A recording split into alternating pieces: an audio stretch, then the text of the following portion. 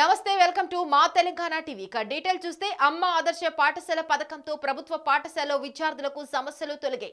MEO మైసాజీ Basara మండల కేంద్రంలో రాష్ట్ర విద్యాశాఖ ఆదేశాల మేరకు తెరుచుకున్న ప్రభుత్వ ప్రైవేటు పాఠశాలలు బాసర మండల కేంద్రంలోని ప్రభుత్వ కాంప్లెక్స్ పాఠశాల పరిధిలోని ప్రభుత్వ ప్రాథమిక పాఠశాల జిల్లా పరిషత్ సెకండరీ పాఠశాలలో విద్యార్థులకు ప్రభుత్వం తరపున పాఠ్య పుస్తకాలు సమదుస్తులు పంపిణీ చేసిన నాయకులు ప్రజా ప్రతినిధులు పాల్గొన్న మండల MPP Sunitha Vishwanath Patel, vice MPP Narsingrao, MPTC 2 మమ్మాయి ఉమారాణి, రమేష్, కాంప్లెక్స్ పాఠశాల ప్రధానోపాధ్యాయుడు సాతెల నర్సయ్య, ప్రైమరీ పాఠశాల హెచ్ఎం లతీఫ్, కొక్కుల గంగాధర్, శ్రీరాములు, నరేందర్, మహేష్, మమత, లత ఇతర ఉపాధ్యాయులు పాల్గొన్నారు.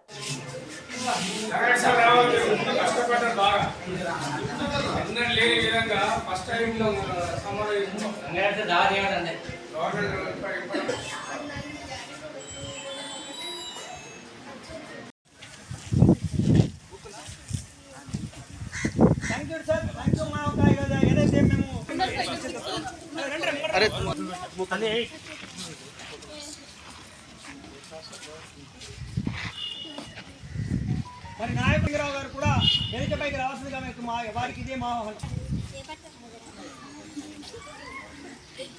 అల్తమోస్ 99% ఆడే కిట్ ఇయ్యాలి. ఏంటంటే తెలుసా?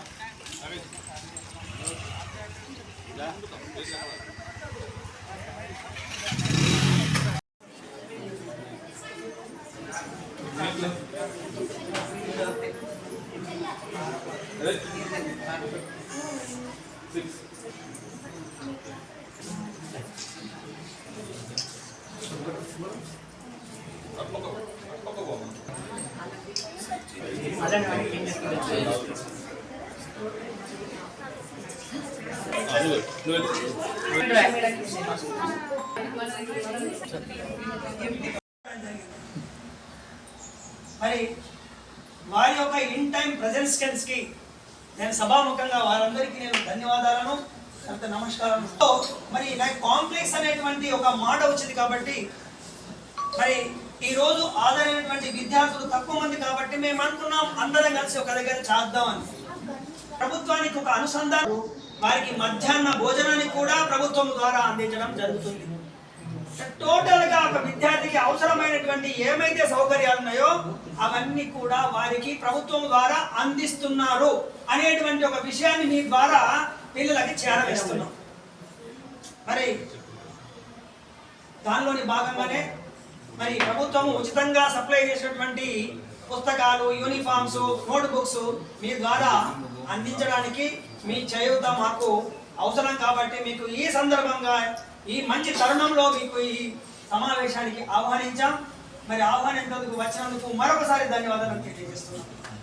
మరి దీంతో పాటు మరి అన్నగారు అన్నట్టు పండుగ వాతావరణంలో ప్రభుత్వం ఏదైతే ఆదేశించారో ముఖ్య అతిథిగా విచ్చేసిన మన ఎంపీపీ గారు సునీత విశ్వనాథ్ గారు, అలాగే వైస్ ఎంపీపీ సోదరుడు నరసింహరావు గారు,